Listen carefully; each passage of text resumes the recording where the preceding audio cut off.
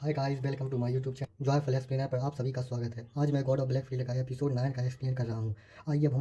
आइए अब स्टोरी पे आते हैं। हमारी शुरुआत वहीं से होती है जब 4 ऑर्गेनाइजेशन के लोग आए होते हैं। उनमें से एक उनका लीडर कांग से कहता है, चल मेरे साथ। कांग कहता है, क्या बात करनी है। अब आगे उसके एक बंदे को दिखाया जाता है जो कांग को देख के हंसे हाथ रख, देखो इस बच्चे को, ये हम लोगों के साथ। फिर कांग गुस्से में कहता है, हाथ हटा मेरे सर से। वो बंदा जो सिगरेट पी रहा होता है वो कांग से कहता है, मैं तेरे साथ अच्छा व्यवहार कर रहा था क्योंकि सिर्फ एक बच्चा समझ के। इतने में ही कांग उसका हाथ अपने सर से झटक कर उसकी कॉलर पकड़ के उसके फेस पे अपना सर जोर से दे मारता है, जिससे उस बंदे की नाक टूट जाती है।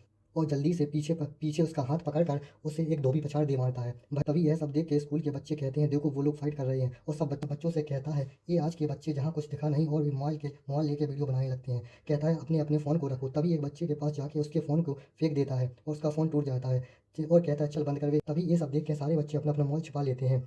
फिर गैंग का एक बंदा कांग को देख के अपनी जेब से चाकू निकालने लगता है और कहता है, ये कुत्ते का बच्चा। तो ये देखकर कांग भी अपना बैग निकाल देता है उससे फाइट करने के लिए। उनका लीडर कहता है, अबे वो स्कूल के सामने चाकू मत निकाल। तो वो बंदा कहता है, क्यों ना निकालूं। तो लीडर कहता है, बस उसे हाथों से सबक सिखा, उसके हाथ पैर तोड़ दे, जिससे वो कभी भी अपन लोगों से पंगा लेने की सोचे भी ना। तभी दो बंदे अपनी हाथों की उंगलियों को चटकाते हुए कहते हैं, यस सर, बिल्कुल ऐसा ही करेंगे हम लोग। तभी कांग देखता है कि वो लोग उसके पास आ रहे हैं और उसको दोनों तरफ से घेर लेते हैं। कांग उनको देखता है और सोचता है, ये लोग बहुत पीछे से किसी घेर के मारने में। मैंने सोचा था ये लोग बिल्कुल डिफरेंट हैं उन बच्चों से। तभी एक बंदा अपना मुक्का बना जल्दी मत तरफ बढ़ता है और कहता है, जल्दी मत निपट जाना तुम बदमाश बच्चे। तभी कांग भी उसको देख के अपने मुक्के को बना के उसके तरफ बढ़ता है और कांग उसके मुक्के को झुक के बच के अपने मुक्के से उसके फेस पे दे मारता है। फिर बाद में बहुत तेज जल्दी से मुक्के मारने लगता है उसको, और वह बंदा बस खुद को बचा ही रहा होता है कांग के मुक्कों से। तभी एक और बंदा कांग के पीछे अपना मुक्का लेके उसको मारने आता है। तो कांग उसको देख लेता है और साइड में झुक के बच जाता है और उसके मुक्कों को बच जाता है और पीछे पलट के उसके पेट में एक जोर से मुक्का दे मारता है। तभी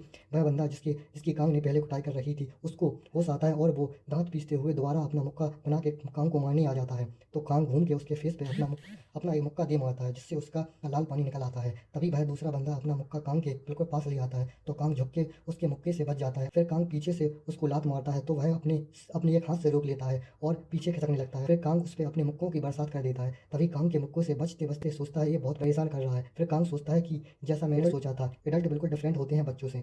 मेरी इस कमजोर बॉडी से मुझे इन सबको हराने में बहुत टाइम लगेगा। तभी गैंग का लीडर कांग के पीछे से उसको एक तो कांग पीछे होकर हट खिसकता है और फाइटिंग की पोजीशन में आ जाता है और सोचता है, अगर यहाँ डायरी होता तो ये सब देखकर मुझ पर बहुत हंसता।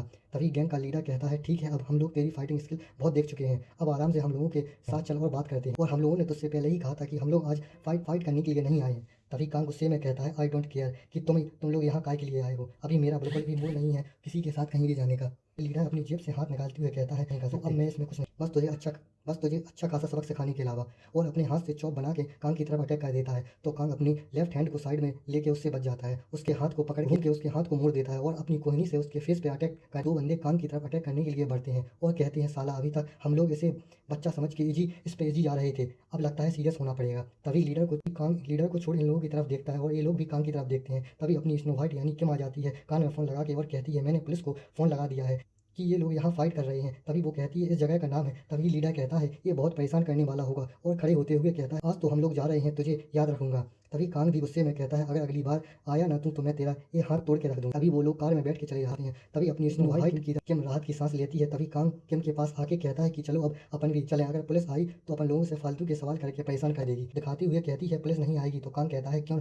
तो वो कहती है, मैं बस उनको दिखा रही थी कि मैंने पुलिस को कॉल की है, क्योंकि मुझे लगा कि तुम भी उनसे परेशान होना नहीं चाहोगे। तो कांग सोचता है, ये कितनी भोली है, अब इसको स्मार्ट कहूँ या भोलापन। तभी कांग की नज़र उस पीले बालों वाली लड़की पर पड़ती है। तो वो भी कांग को गुस्से में देख कांग उसके पास जाके उसकी, मैं तुम्हें वार्निंग दे रहा हूँ कि तुम्हें जो करना है खुद की दम पे करो, किसी और की दम पे मत करो। वो लोग सिर्फ तुम्हारा इस्तेमाल यूज करके फेंक देंगे। तभी वो भी कंफ्यूज होती है कि ये क्या कह रहा है। तभी कांग को गुस्से में धक्का देते देते हुए तभी भाई लड़की पीछे से चिल्लाती है कि कांग तू हरा। तभी कांग किम के साथ जाते हुए अपनी लिप्स में हाथ सोचता है कि मुझे इतनी जोर से नहीं लगी, लेकिन फिर भी मुझे डैमेज ज़्यादा हुआ है, वाकई में ये बॉडी बहुत कमजोर है और असुविधाजनक है। तभी किम कांग को देख के कहती है कि क्या होगा, ज़्यादा दर्द कर रहा है क्या, एम्बुलेंस बुलाऊं क्या।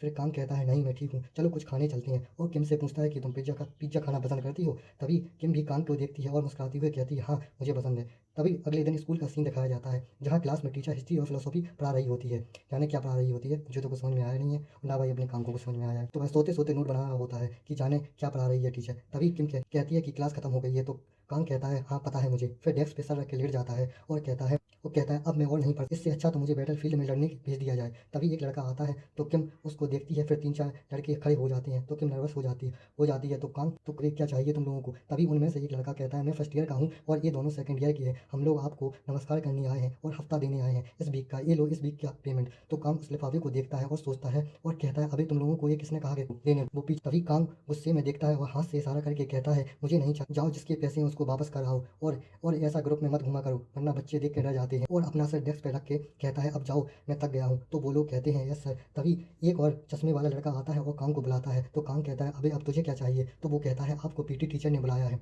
तो कांग कहता है पीटी टीचर मतलब डायरू ने बुलाया है और फिर हमें अपनी पीटी टीचर डायरू को दिखाया जाता है जो कांग का इंतजार कर रही होती है सोफे पे बैठे बैठे।